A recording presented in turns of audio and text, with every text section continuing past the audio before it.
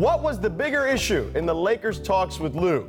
Not giving him a 5-year deal or asking for Jason Kidd to be on his coaching staff? Richard, what do you think? That's like asking Kawhi to come be the backup for Kevin Durant. Right? It's like, wait, no.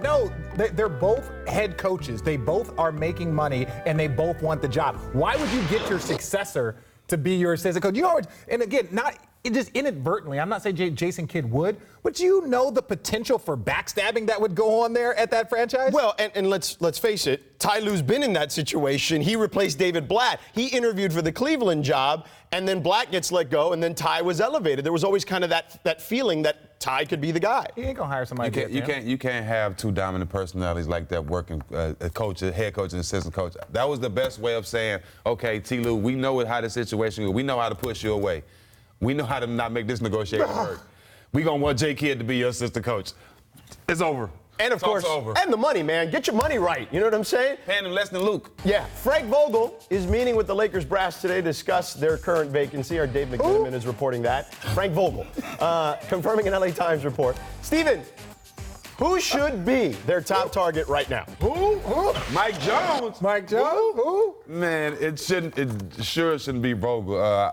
Juwan Howard, maybe. Jason Kidd, maybe. Ty Lue, maybe. But I don't understand. Vogel did coach to a couple conference finals with the Pacers. I'm not saying Vogel can't coach, right? He can't coach LeBron. Right, that's different. Well, and this is the thing. And you can see from the contract, they're in a weird spot where they don't know if they just want someone for LeBron's era or they want to go get the best possible coach. But please don't tell me that, like, after all of these coaching things, have all like, hey, Vogel's our guy. No, Vogel's available. That's all it is. And I'm not saying Vogel can't coach. I'm not saying he's not good. I'm not saying any of that stuff. But come on. He can't coach LeBron. No, I don't think LeBron would have that kind of respect for him. I don't believe that. And again, I do think he's a good coach. Again, he got the Pacers to 2 Eastern Conference Finals back-to-back, so he can coach. I don't think there's any doubt about that. Right. All right, we all remember Magic's shocking resignation back on April 9th. Richard, did Magic see the dysfunction coming? Well, Magic was a part of this dysfunction, and he only added to the dysfunction. So he saw it. 100% he could see it coming. And one of the things with Magic and what I know is that Magic was supposed to be eating popcorn right now, watching his team play, right? And then when it went sideways, he wasn't going to have the 28th pick, and he wasn't going to have the 2 pick. Do you know how hard it is when you have the 12th pick or the 9th pick, and you got to work out 28 guys, and you are actually going to be held accountable by who you draft? When you got the 2 or 3 pick, it's easy. When you got the 28th pick, no one cares. And now all of a sudden he's going to have to work?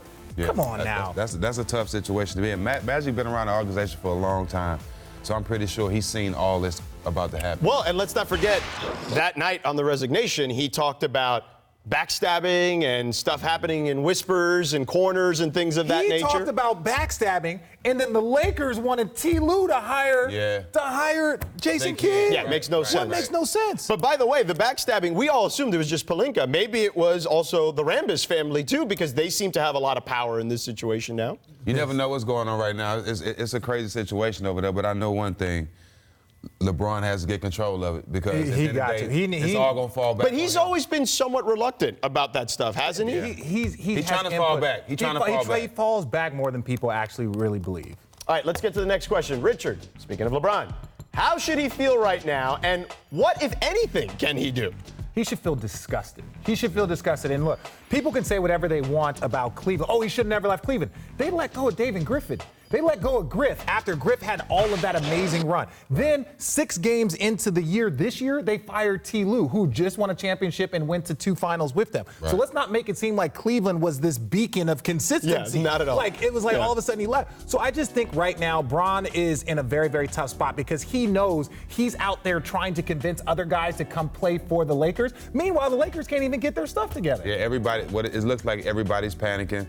They figure we get LeBron, we're definitely in the playoffs. Not being in the playoffs right now, not having a coach, Magic stepping down, there's a lot going on. It looks like a soap opera right now. LeBron, I think he craves structure. You know, you played with him, right? So, like, when he went to Miami, he got that. He talked about it in that Sports Illustrated interview about how he wants to bring that culture and all that to Cleveland. He did that. He brought in James Jones, Mike Miller, guys like you were added to the roster, whatnot.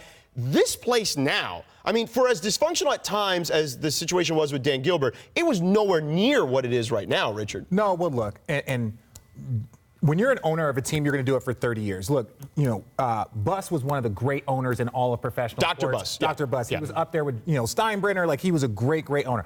And Jeannie's going to get better, right? Jeannie has to go through these bumps and these ups and downs. Unfortunately, she's going to go through Is these she, bumps. though? Is she going to get better? If she keeps trusting these people, she's not going to get better. But these people won't be there for 10 years if this keeps going on. Jeannie still will be there. Eventually, she's going to find somebody that will help her. But right now, she's not going to let the Rambuses or Rob Pelinka continue doing this and be the laughingstock of sports, not even the NBA, the laughingstock of sports because of how great the franchise is. They're going to have to be loyal to something, though, to build. They got to start somewhere. You got to start somewhere.